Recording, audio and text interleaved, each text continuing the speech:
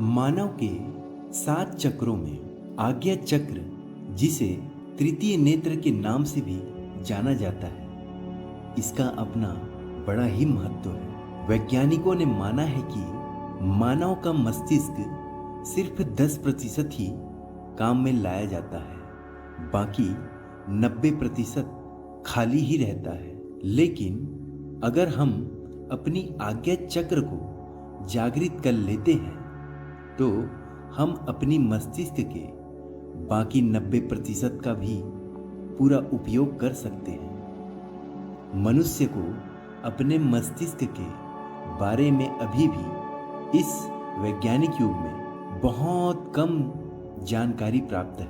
अगर हम आज्ञा चक्र को जागृत कर लें तो जो चीज अभी हमारे लिए अज्ञान है, रहस्यमय है, हम उसे समझ सकते हैं। आज्ञा चक्र द्वारा हम नामुमकिन को मुमकिन कर सकते हैं। आज्ञा चक्र से सम्मोहन, टेलीग्राफी अर्थात एक दूसरे से दूर रहकर बातचीत कर लेना तथा हजारों किलोमीटर दूर किसी वस्तु या व्यक्ति के बारे में जानकारी प्राप्त करना या हस्तक्षेप करना, ब्रह्मांड की सारी शक्तियों तथा उनके रहस्य को जान लेना, यह सब आज्ञा चक्र की शक्तियां हैं। भारत के महान गणितज्ञ रामानुजन भी अपनी इसी आज्ञा चक्र का प्रयोग करके बड़े से बड़े गणित के सवालों का उत्तर आसानी दे देता था।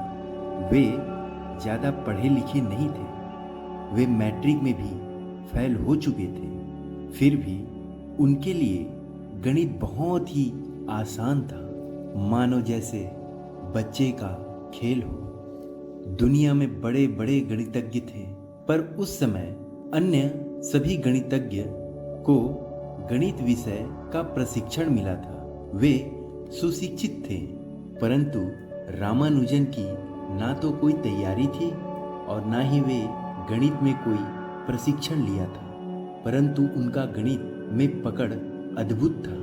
वे अपनी कस्बे के सरकारी दफ्तर में एक मामूली से बाबू थे, मगर कुछ समय पश्चात लोगों को यह बात समझ में आ गई कि रामानुजन को गणित में अद्भुत ज्ञान प्राप्त है। इसलिए कुछ लोगों ने रामानुजन से कहा कि वे इस सदी के महान गणितज्ञ हार्डी को पत्र लिखें और अपने गणित के विषय में उन्हें अवगत कराएं। परंतु रामानुजन ने हार्डी को पत्र न लिखकर ज्यामिति की 150 थ्योरम बनाकर भेज दी। हार्डी ने जब रामानुजन के 150 ज्यामिति थ्योरम को देखा तो वह अचंभित हो गया। वह सोचने लगा कि इस तरह के ज्यामिति के सिद्धांतों का अनुमान भी नहीं लगाया जा सकता।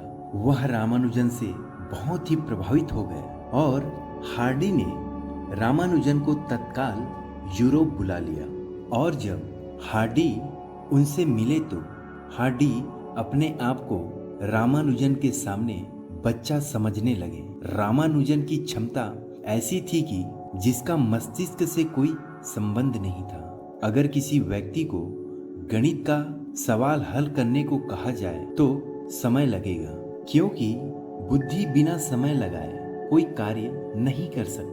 लेकिन रामानुजन को समय ही नहीं लगता था। इससे यह सिद्ध होता है कि रामानुजन अपनी बुद्धि का प्रयोग नहीं करता था। उसके पास कुछ ऐसी शक्तियां थी जो साधारण मनुष्य के सोच से परे था, और यह शक्तियां थी आज्ञा चक्र की। कभी कभी तो किसी व्यक्ति को यह शक्ति जन्मजात ही प्राप्त हो जाता है, क्योंकि यदि वह व्यक्ति पूर्व जन्म में आज्ञा चक्र को खोलने या आज्ञा चक्र जागृत अवस्था में रहा हो तो उसके मरने के पश्चात अगले जन्म में उनका आज्ञा चक्र सक्रिय ही रहता है, जिससे वह कुछ ऐसा कार्य कर जाता है जो साधारण मनुष्य के लिए असंभव लगता है। तिब्बत में तो आज्ञा चक्र का सर्वाधिक प्रयोग होता है। तिब्बती लोग किसी ऐसे व्यक्ति या समाधिष्ट व्यक्ति के पास जाते हैं जिसकी आज्ञा चक्र जागृत हो चुकी है और वह व्यक्ति आज्ञा चक्र में ध्यान देकर उनके पास आए हुए तिब्बती लोगों के समस्याओं का हल करता है, जैसे किसी असाध्य बीमारी की दवाई का नाम बताना या कोई अन्य रहस्यमय समस्या का हल बताना। जिस व्यक्ति का इस आज्ञा चक्र पर अधिकार हो जाता है, उस व्यक्ति की इंद्रियां उनके आज्ञा मानने लगता है। आज्ञा चक्र से जुड़ा हुआ मस्तिष्क जो बंद पड़ा है, अगर तुम्हें इस संसार के पार कुछ जानना है तो तुम्हें इस आधे मस्तिष्क को सक्रिय करने की जरूरत है। अगर परमेश्वर के बारे में कुछ जानना है तो वो खाली पड़ी आधा मस्तिष्क सक्रिय करने की जरूरत है, और हम इस आधी बंद पड़ी मस्तिष्क को आज्ञा चक्र को जागृत कर इसे पूर्णतः इस्तेमाल कर सकते हैं। आज्ञा चक्र के फायदे के साथ साथ इसका नुकसान भी बहुत है। किसी व्यक्ति की आज्ञा चक्र जागृत हो गई हो तो वह किसी अन्य व्यक्ति या जीवों की मदद करने के बजाय खुद की लालसा व कामनाओं को पूर्ति करने में लग जाएगा। अक्सर ऐसा होता है कि ऐसे लोग जिसका आज्ञा चक्र पर ध्यान सद गया है, वे ज़्यादा क्रोधी व ज़्यादा कामुक हो जाते हैं। इससे उसके जीवन में मुश्किलें और भी बढ़ती जाती हैं।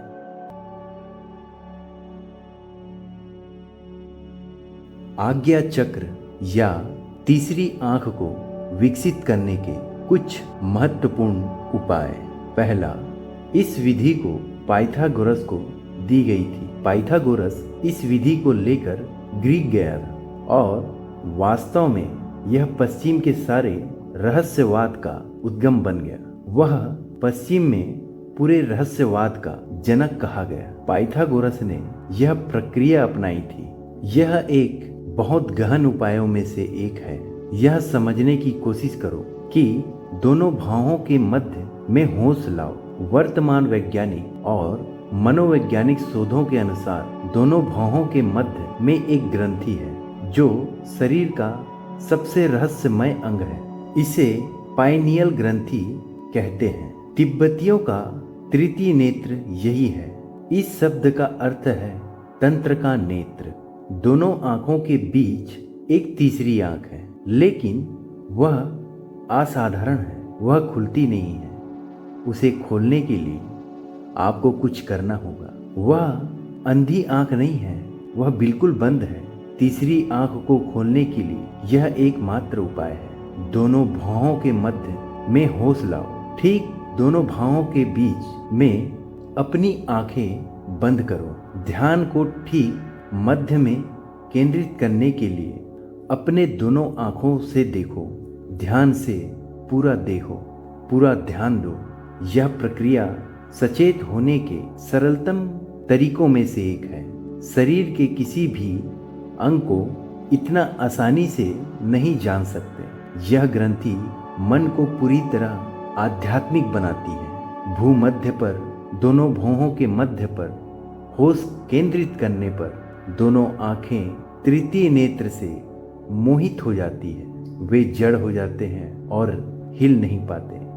यदि आप शरीर के किसी अन्य अंग को जानने की कोशिश कर रहे हैं तो यह मुश्किल होगा। तीसरी आंख होश को नियंत्रित करती है, होश में लाती है। वह होश में आ गया तो दुनिया भर में इसका प्रयोग हुआ है। होश में आने का यह सबसे आसान तरीका है, क्योंकि आप अपने होश को केंद्रित करने की कोशिश कर रहे हैं। स्वयं वह ग्रंथि भी आपकी मदद करेगी। यह तीसरी आंख होश को पकड़ लेती है, होश को खींचती है। वह होश के लिए चुंबकीय है। तो संसार भर की सभी पद्धतियों में इसका उपयोग किया है। होश को साधने का यह सरलतम उपाय है, क्योंकि तुम ही होश को केंद्रित करने का प्रयास नहीं कर रहे हो। स्वयं यह ग्रंथि भी तुम्हारी मदद करती है। यह चुंबकीय है। तुम्हारा होश बलपूर्वक उसकी ओर खींच लिया जाता है। वह आत्मसात हो जाता है। तंत्र के प्राचीन ग्रंथों ने कहा कि होश तीसरी आंख का भोजन है। उसकी आंख खाली है, जन्मजात भूखी है। उस पर होश लाने से वह जीवंत हो जाती है। भोजन उसे मिलता है। एक बार सिर्फ इस ध्यान की कला को जाने। ग्रंथि ही आपका होश खींचता है, आकर्षक है। तो होश को साधना कोई मुश्किल काम नहीं है। व्यक्ति को सिर्फ सही बिंदु जानना होगा। तो बस अपनी आंखें बंद करो, दोनों आंखों को बंद करो और उस भावना को अनुभव करो। जब आप उस बिंदु के करीब आ जाएंगे, आपकी आंखें अचानक जड़ हो जाएंगी। जब उसे हिलाना कठिन हो जाएगा तो जानना कि तुमने ठीक बिंदु पकड़ लिया है। होश को दोनों भौहों के मध्य में लाओ और मन को विचार के पास लाओ। यदि यह होश लग जाएगा तो आपको पहली बार अद्भुत अनुभव होगा। पहली बार आपको विचारों का दौड़ता हुआ अनुभव होगा। आप साक्षी होंगे। यह एक फिल्म के पर्दे से मिलता है। आप एक साक्षी हैं क्योंकि विचार दौड़ रहे हैं और तुम इस घटना के साक्षी हो जाओगे। साधारणतः तुम साक्षी नहीं होते, तुम विचारों के साथ एकात्मक हो। यदि क्रोध आता है तो तुम क्रोध ही हो जाते हो। कोई विचार उठता है तो तुम उसके साक्षी नहीं हो सकते। आप विचार से जुड़ जाते हैं, एकांत हो जाते हैं और फिर चलने लगता है। आप सिर्फ एक विचार बन जाते हैं, तुम काम ही बन जाते हो। जब क्रोध उठता है तो तुम क्रोध ही बन जाओगे। जब लोभ बनता है तो तुम लोभ ही बन जाते हो। कोई चलता हुआ विचार और उनसे तुम्हारा तादात्म्य हो जाता है। विचार और तुम्हारे बीच में कोई अंतर नहीं होता, लेकिन आप अचानक एक साक्षी बन जाते हैं। जब आप तीसरे नेत्र पर ध्यान देते हैं, तृतीय नेत्र विचारों को ऐसे ही देख सकता है जैसे बादल आकाश में दौड़ रहे हैं और पंछियां आसमान में उड़ रही हैं। साक्षी बनने की कोशिश करें। जो कुछ हो रहा है साक्षी बनने की कोशिश करें। तुम बीमार हो, तुम्हारा शरीर दुख रहा है और पीड़ित है। तुम दुखी और पीड़ित हो। जो भी हो रहा है अपने आप को उससे तादात्म्य मत करो। साक्षी बने रहो, दृष्टा बने रहो। फिर यदि साक्षित्व संभव हो जाए, तृतीय नेत्र में केंद्रित हो जाओगे। दूसरा, इससे उल्टा भी हो सकता है। यदि तुम तृतीय नेत्र में हो, आप साक्षी बन जाओगे। ये दोनों चीजें एक ही प्रक्रिया के हिस्से हैं। तो पहली बात, साक्षी को तृतीय नेत्र में केंद्रित किया जाएगा। अब आप अपने विचार व्यक्त कर सकते हैं। पहली बात होगी यह। दूसरी बात यह होगी कि आप सूक्ष्म और कोमल स्पंदन का अनुभव करेंगे। अब तुम श्वास के सार तत्व को अनुभव कर सकते हो। पहले यह समझने का प्रयास करो कि प्रारूप का श्वास के सार तत्व का क्या अर्थ है। श्वास लेते समय तुम केवल हवा मात्र भीतर नहीं ले रहे हो। विज्ञान कहता है कि तुम केवल वायु भीतर लेते हो, बस ऑक्सीजन, हाइड्रोजन, कार्बन डाइऑक्साइड व अन्य गैसों का मिश्रण। वे कहते हैं कि तुम वायु भीतर ले रहे हो, लेकिन तंत्र और आध्यात्म में वायु बस एक वाहन है, वास्तविक चीज नहीं है। तुम प्राण को, जीवन शक्ति को भीतर ले रहे हो। वायु केवल माध्यम है, प्राण उसकी अंतः वस्तु है। तुम केवल वायु नहीं, प्राण भीतर ले रहे हो। वायु एकमात्र साधन है, उसमें प्राण है। आप केवल वायु नहीं बल्कि प्राण ले रहे हो। तृतीय नेत्र में केंद्रित होने से अचानक तुम श्वास के सार तत्व को देख सकते हो। श्वास नहीं बल्कि प्राण, प्राण को। और यदि तुम श्वास के सार तत्व को प्राण को देख सकते हो तो तुम उसे बिंदु पर पहुंच गए जहां से छलांग लगती है, अंतास क्रांति घटित होती है। दोस्तों, आइए दूसरे विधि को समझते हैं। अपनी दोनों हथेलियों का उपयोग करो, उन्हें अपनी बंद आंखों पर रखो और हथेलियों को पुतलियों पर छूने दो, लेकिन पंख की भांति, बिना कोई दबाव डाले। यदि दबाव डाला तो तुम चूक गए, तुम पूरी विधि से ही चूक गए। दबाव मत डालो, बस पंख की भांति छुओ।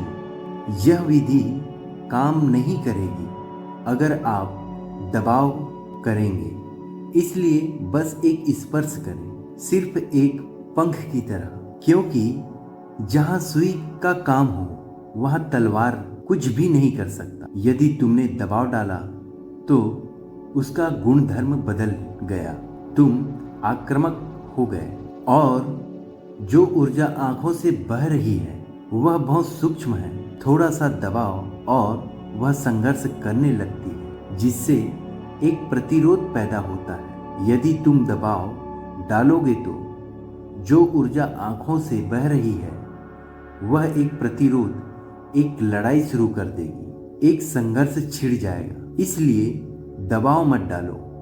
आंखों की ऊर्जा को थोड़े से दबाव का भी पता चल जाता है। यह ऊर्जा बहुत ही सूक्ष्म है, बहुत ही नर्म है।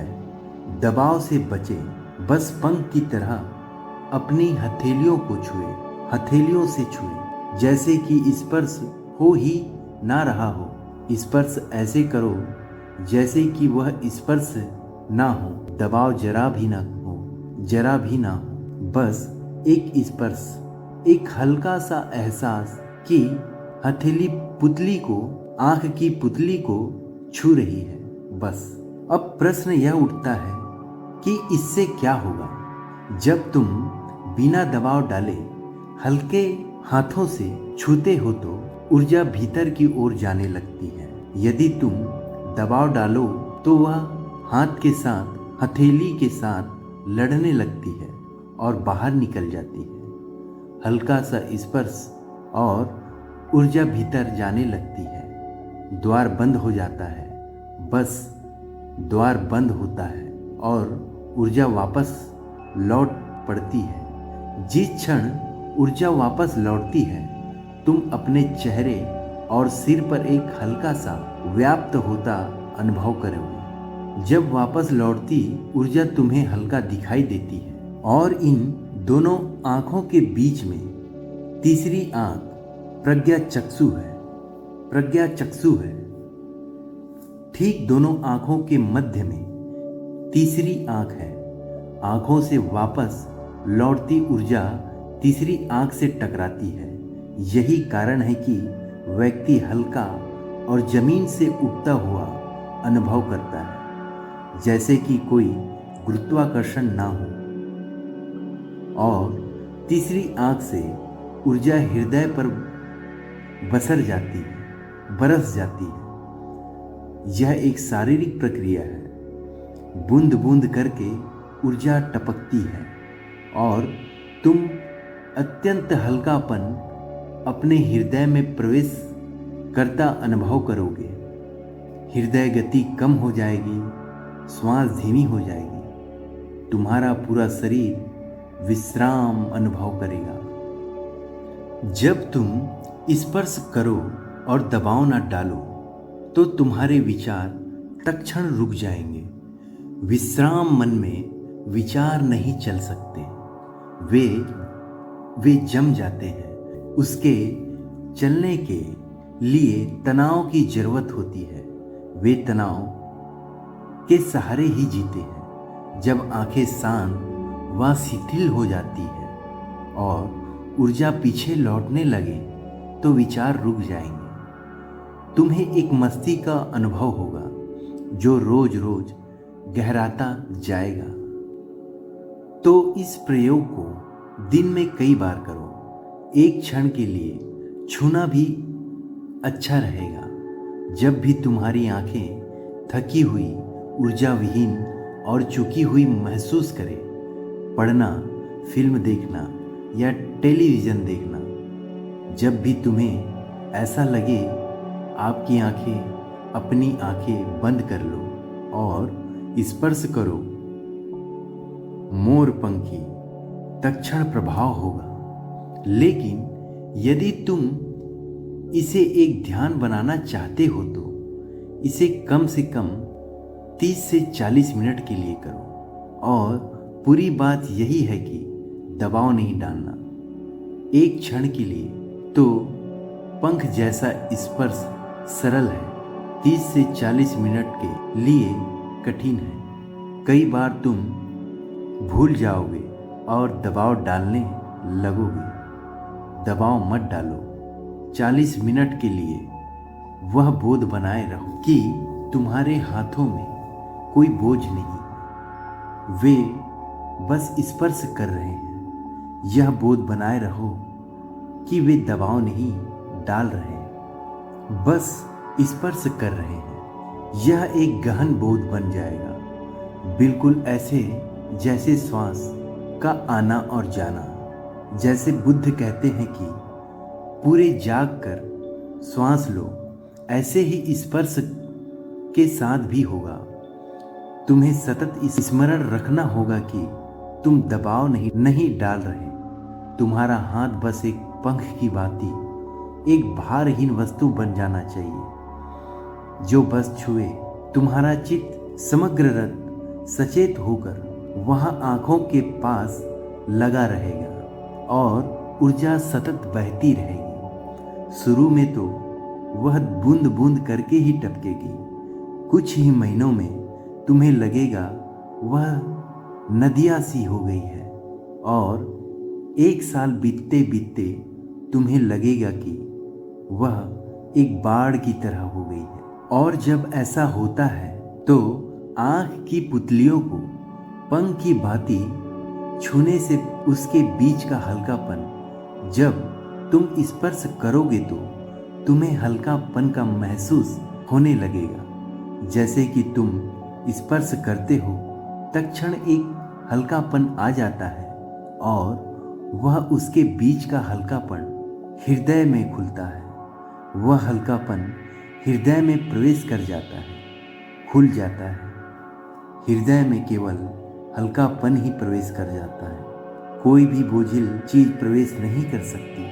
हृदय के साथ बहुत हल्की फुल्की घटना ही घट सकती है। दोनों आंखों के बीच यह हल्कापन हृदय में टपकने लगेगा और हृदय उसको ग्रहण करने के लिए खुल जाएगा और वहाँ ब्रह्मांड व्याप जाता है। और जैसे जैसे यह बहती ऊर्जा पहले एक धारा, फिर एक सरिता और फिर एक बाढ़ बनती है, तुम तरह बह जाओगे, दूर बह जाओगे। तुम्हें लगेगा ही नहीं कि तुम हो, तुम्हें लगेगा कि बस ब्रह्मांड ही है। श्वास लेते हुए, श्वास छोड़ते हुए तुम्हें ऐसा प्रतीत होगा कि तुम ब्रह्मांड बन गए हो। ब्रह्मांड भीतर आता है और ब्रह्मांड बाहर जाता है। वह इकाई जो तुम सदा बने रहे, अहंकार, वह नहीं बचता। मैं का त्याग हो जाता है। दोस्तों, आइए तीसरी विधि के बारे में जानते हैं। यह प्रयोग तुम्हें तृतीय नेत्र की रेखा पर ले आता है। जब तुम्हारी दोनों आंखें नासाग्र पर केंद्रित होती है तो उससे कई बातें होती हैं। मूल बात यह है कि तुम्हारा तृतीय नेत्र नासाग्र की रेखा पर है, कुछ इंच ऊपर, लेकिन उसी रेखा में। और एक बार तुम तृतीय नेत्र की रेखा में आ जाओगे तो तृतीय नेत्र का आकर्षण, उसका खिंचाव, उसका चुंबकत्व रत्ना शक्तिशाली है कि तुम उसकी रेखा में पड़ जाओगे और अपने बावजूद भी तुम उसकी ओर खींचे चले जाओगे। तुम बस ठीक उसकी रेखा में आ जाना, ताकि तृतीय नेत्र का आकर्षण, गुरुत्वाकर्षण सक्रिय हो जाए। एक बार तुम ठीक उसकी रेखा में आ जाओ तो किसी प्रयास की जरूरत नहीं है। अचानक तुम पाओगे कि गेस्टाल्ट बदल गया है। गेस्टाल्ट का शाब्दिक अर्थ है समग्र रूप, क्योंकि दोनों आंखें संसार और विचार का दैत्य पैदा करती है और इन दोनों आंखों के बीच की एक आंख अंतराल निर्मित करती है। यह समग्र रूप को बदलने का एक सरल विधि है। मन इसे विकृत कर सकता है। मन कह सकता है, ठीक है, अब नासाग्र को देखें। नासाग्र का विचार करो, उस चित्त को एकाग्र करो। यदि तुम नासाग्र पर बहुत एकाग्रता साधो तो बात को चूक जाओगे, क्योंकि होना तो तुम्हें नासाग्र पर है, लेकिन बहुत शिथिल, ताकि तृतीय नेत्र तुम्हें खींच सके। यदि तुम नासाग्र पर बहुत ही एकाग्रचित, मूलबंध, केंद्रित और स्थिर हो जाओगे तो तुम्हारा तृतीय नेत्र तुम्हें भीतर नहीं खींच सकेगा, क्योंकि वह पहले कभी भी सक्रिय नहीं हुआ। प्रारंभ में उसका खिंचाव बहुत ज़्यादा नहीं हो सकता, धीरे धीरे वह बढ़ता जाता है।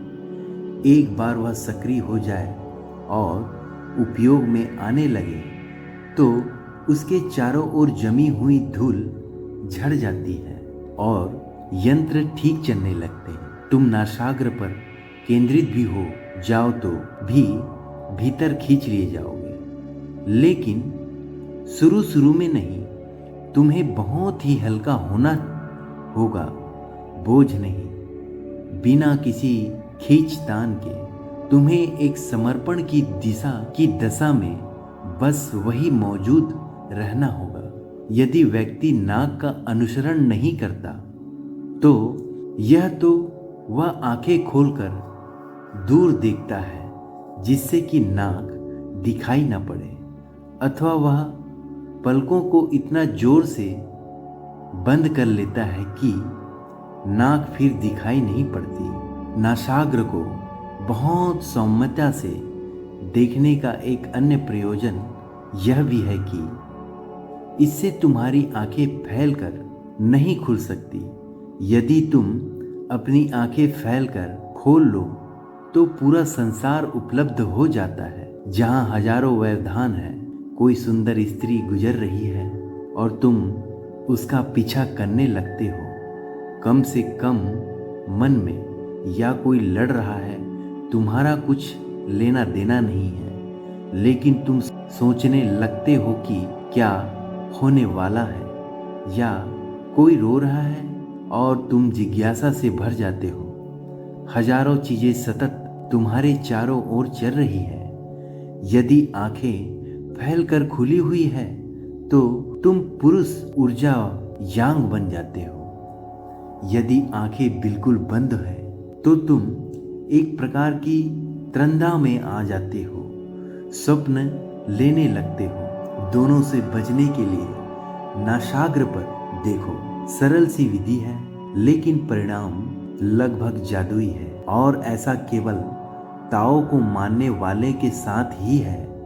बौद्ध भी इस बात को जानते हैं। ध्यानी साधक सदियों से किसी न किसी तरह इस निष्कर्ष पर पहुंचते रहे हैं कि आंखें यदि आधी ही बंद हो तो अत्यंत चमत्कारिक ढंग से तुम दोनों गड्ढों से बच जाते हो।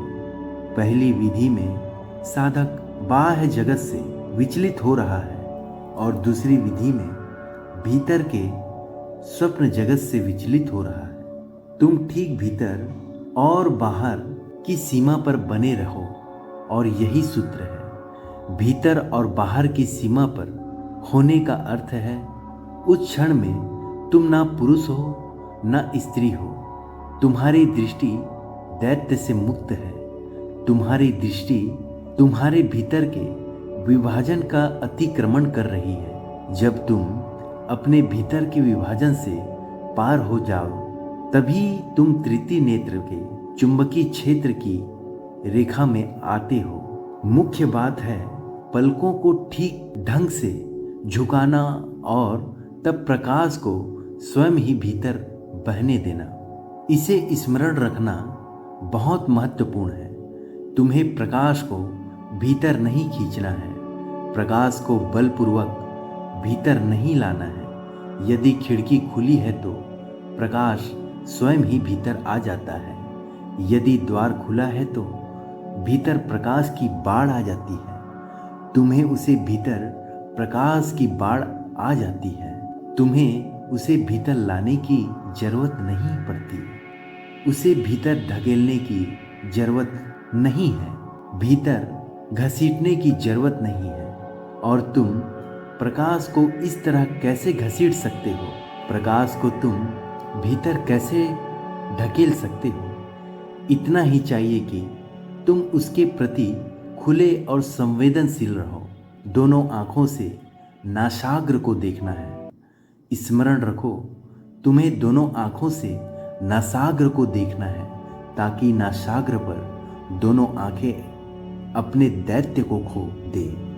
तो जो प्रकाश तुम्हारी आँखों से बाहर बह रही है वह नासाग्र पर एक हो जाता है। बस यह केंद्र पर आ जाता है। जहाँ तुम्हारी दोनों आँखें मिलती है वही स्थान है जहाँ खिड़की खुलती है और फिर सब अच्छा ही अच्छा होता है। फिर इस घटना को होने दो। फिर तो बस आदत मनाओ, उत्सव मनाओ, हर्षित रहो, प्रफुल्लित रहो। फिर कुछ भी नहीं करना है। दोनों आँखों से नासाग्र को देखना है। सीधा बैठते हुए, सीधा होकर बैठना सहायक है। जब तुम्हारी रीढ़ सीधा होता है तुम्हारे काम केंद्र की ऊर्जा भी तृतीय नेत्र को उपलब्ध हो जाती है। सीधी सादी विधियां हैं, कोई जटिलता इसमें नहीं है। बस इतना ही है कि जब दोनों आंखें नासाग्र पर मिलती है तो तुम तृतीय नेत्र के लिए उपलब्ध कर दो। फिर प्रभाव दोगुना हो जाएगा, प्रभाव शक्तिशाली हो जाएगा, क्योंकि तुम्हारी सारी ऊर्जा काम केंद्र में है। जब रीढ़ सीधी खड़ी होती है तो काम केंद्र की ऊर्जा और तृतीय नेत्र को उपलब्ध हो जाती है। यह बेहतर है कि दोनों आयामों से तृतीय नेत्र पर चोट की जाए। दोनों दिशाओं से तृतीय नेत्र में प्रवेश करने की चेष्टा की जाए। व्यक्ति सीधा होकर और आरामदेह मुद्रा में बैठता है। चीज़ों को अत्यंत सद्गुरु चीज़ों को स्पष्ट कर रहे हैं। सीधा होकर निश्चिंत ही, लेकिन इसे कष्टप्रद मत बनाओ, वरन फिर तुम अपने कष्ट से विचलित हो जाओगे। योगासन का यही अर्थ है। संस्कृत शब्द आसन का अर्थ है एक आरामदेह मुद्रा। आराम का मूल गुण है। यदि आप आरामदेह ना हो तो तुम्हारा मन कष्ट से विचलित हो जाएगा। मुद्रा आरामदेही हो और इसका अर्थ अनिवार्य रूप से सिर के मध्य में होना नहीं है, और केंद्रीय होने का अर्थ यह नहीं है कि तुम्हें सिर के मध्य में केंद्रित होना है। केंद्र सर्वव्यापी है, सब कुछ उसमें समाहित है। वह सृष्टि की समस्त प्रक्रिया के निस्तार से जुड़ा हुआ है। और जब तुम तृतीय नेत्र के केंद्र पर पहुंचकर वहां केंद्रित हो जाते हो तो प्रकाश की भांति भीतर आने लगती है। तो तुम उस बिंदु पर पहुंच गए जहां पूरी सृष्टि उदित हुई है। तुम निराकार और अप्रकट पर पहुंच गए। चाहो तो तुम उसे परमात्मा कह लो। यही वह बिंदु है, यह वह आकाश है जहां से सब जन्मा है। यही समस्त अस्तित्व का बीज है। यह सर्वशक्तिमान है, सर्वव्यापी है, शाश्वत है। ध्यान की साधना अनिवार्य है। ध्यान क्या है? निर्विचार का एक क्षण, निर्विचार की एक दशा, एक अंतराल, और यह सदा ही घट रहा है। लेकिन तुम इसके प्रति सजग नहीं हो, वरन इससे कोई समस्या नहीं है। एक विचार आता है, फिर दूसरा आता है, और उन दोनों विचारों के बीच में सदा एक छोटा सा अंतराल होता है, और वह अंतराल ही दिव्य का द्वार है। वह अंतराल ही ध्यान है। अंतराल ही ध्यान है। यदि तुम उस अंतराल में गहरे देखो तो वह बड़ा होने लगता है। मन ट्रैफिक से भरी हुई एक सड़क की तरह है। एक कार गुजरती है, फिर दूसरी कार गुजरती है, फिर तीसरी कार गुजरती है, और तुम कारों से इतने ज्यादा ग्रसित हो कि तुम्हें वह अंतराल दिखाई ही नहीं पड़ता जो दो कारों के बीच सदा मौजूद है, वरना तो कारें आपस में टकरा जाएगी। वे टकराती नहीं, उसके बीच में कुछ है जो उन्हें अलग रखता है। तुम्हारे विचार आपस में नहीं टकराते, एक दूसरे पे नहीं चढ़ते, एक दूसरे में नहीं मिल जाते। वे किसी भी तरह एक दूसरे पर नहीं चढ़ते। हर विचार की अपनी सीमा होती है। हर विचार परिभाष्य होता है, लेकिन विचारों का जुलूस इतना तेज होता है, इतना तीव्र होता है कि अंतराल को तुम तब तक नहीं देख सकते जब तक कि तुम उसकी प्रतीक्षा नहीं कर रहे हो, उसकी खोज नहीं कर रहे हो। ध्यान का अर्थ है समग्र को बदल डालना। साधारणतः हम विचारों को देखते हैं, एक विचार, दूसरा विचार, फिर कोई और विचार। जब तुम समग्र को बदल देते हो तो तुम एक अंतराल को देखते हो, फिर दूसरे अंतराल को देखते हो। तुम्हारा आग्रह विचार पर नहीं रहता, अंतराल पर आ जाता है। यदि सांसारिक विचार उठे तो व्यक्ति जड़ न बैठा रहे, वरन निरीक्षण करे कि विचार कहाँ से शुरू हुआ और कहाँ विलीन हुआ। यह पहले ही प्रयास में नहीं होने वाला है। तुम नासाग्र पर देख रहे होगे और विचार आ जाएंगे। वे इतने जन्मों से आते रहे हैं कि इतनी सरलता से तुम्हें नहीं छोड़ सकते। वे तुम्हारा हिस्सा बन गए हैं। तुम करीब करीब एक पूर्व निर्धारित जीवन जी रहे हो। ऐसा होता है जब लोग ध्यान में शांत होकर बैठते हैं तो समानतः जितने विचार आते हैं तब उससे अधिक विचार आते हैं। असामान्य विस्फोट होते हैं।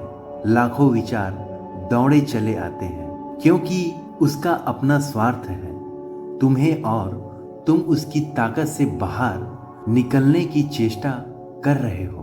तुम शांत होकर बैठ नहीं सकते, तुम्हें कुछ करना पड़ेगा। संघर्ष से तो कोई लाभ नहीं होगा, क्योंकि तुम यदि संघर्ष करने लगे तो तुम नासाग्र पर देखना भूल जाओगे। तृतीय नेत्र का प्रकाश के प्रवाह को बोध खो जाता है। बोध खो जाएगा, तुम सब कुछ भूलकर विचारों के जंगल में खो जाओगे। यदि तुम विचारों का पीछा करने लगे तो तुम खो गए, उसका अनुसरण करने लगे तो तुम खो गए, उनके साथ तुम संघर्ष करने लगे तो तुम खो गए।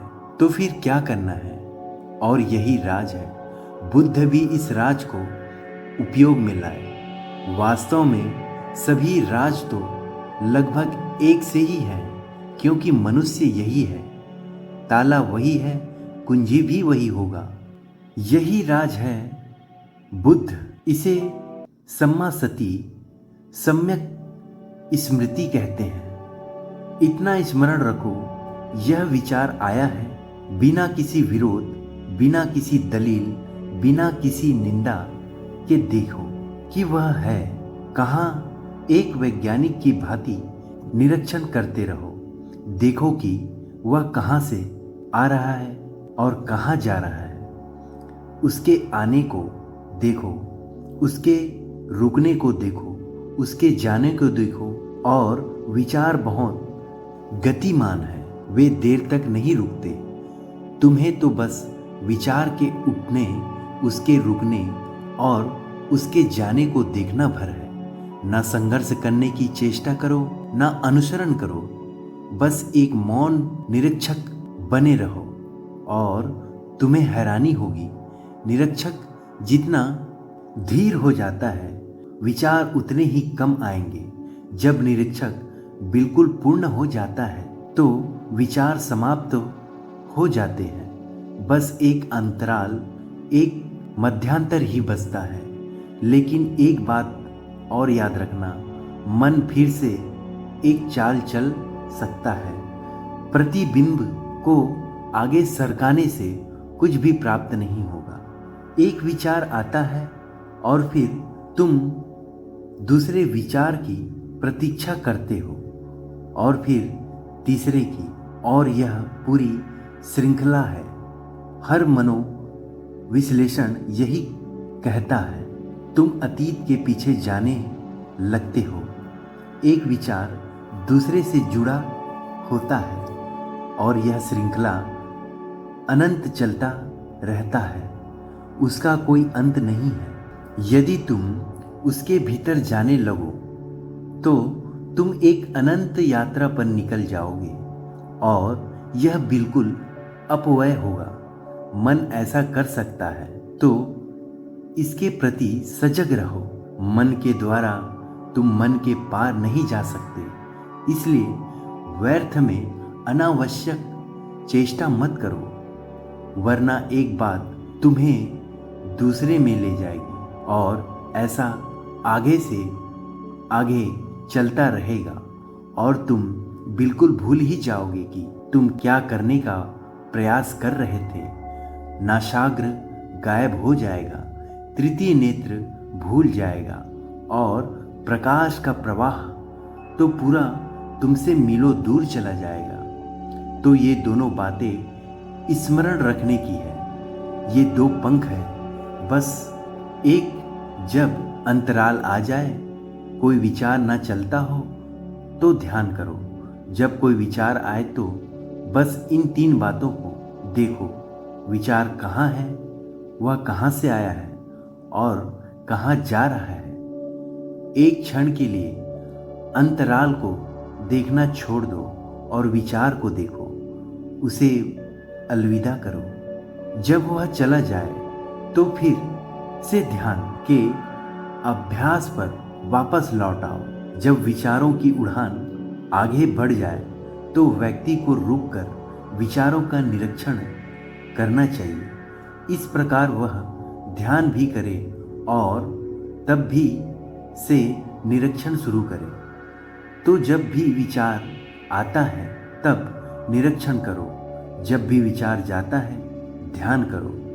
यह संबोधि को तीव्रता से लाने का दोहरा उपाय है। संबोधि का अर्थ है प्रकाश का वृत्ताकार प्रवाह।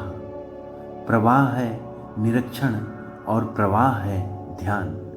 जब भी तुम ध्यान करोगे तो प्रकाश को भीतर प्रवेश करता पाओगे और जब भी तुम एकाग्र होकर देखोगे तो प्रवाह को निर्मित करोगे, प्रवाह को संभव बनाओगे। दोनों की जरूरत है। प्रकाश ध्यान है, ध्यान के बिना निरीक्षण का अर्थ है प्रकाश के बिना प्रवाह।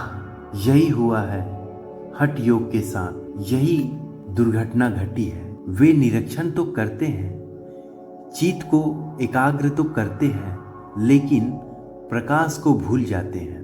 अतिथि के विषय में वे बिल्कुल भूल गए हैं। वे बस घर को तैयार किए जा रहे हैं। वे घर को तैयार करने में इतने उलझ गए हैं कि वे इस प्रयोजन को भूल गए हैं जिसके लिए घर की तैयारी है। हठ योग सतत अपने शरीर को तैयार करता है, शरीर को शुद्ध करता है, योगासन प्राणायाम करता है और आजीवन करता ही चला जाता है। वह भूल ही जाता है कि यह सब वह किस लिए कर रहा है और प्रकाश बाहर खड़ा है, लेकिन हठ योगी उसे भीतर आने ही नहीं दे रहे हैं, क्योंकि प्रकाश तभी भीतर आ सकता है जब तुम पूर्णतः समर्पण की दशा में आ जाओ। ध्यान के बिना निरीक्षण का अर्थ है प्रकाश के बिना प्रवाह। तथाकथित योगियों के साथ यही दुर्घटना घटी है। दूसरी दुर्घटना मनोवैज्ञानिक और दार्शनिकों के साथ घटी है। निरीक्षण के बिना ध्यान का अर्थ है प्रवाह के बिना प्रकाश। वे प्रकाश का विचार करते हैं, लेकिन उन्होंने प्रकाश की बाढ़ भीतर आ सके इसके लिए तैयारी ही नहीं की है। वे प्रकाश का केवल विचार करते हैं। वे अतिथि के विषय में सोचते हैं, अतिथि के विषय में हजारों बातों की कल्पना करते हैं, लेकिन उसका घर तैयार नहीं है। दोनों ही चूक रहे हैं। इसका ख्याल रखो। दोनों में से किसी भी भ्रांति में मत जाओ। यदि तुम सचेत रह सको तो यह अत्यंत सरल सी प्रक्रिया है और गहन रूप से रूपांतरणकारी है। जो व्यक्ति ठीक ढंग से समझ ले वह एक क्षण में ही एक भिन्न वास्तविकता में प्रवेश कर सकता है।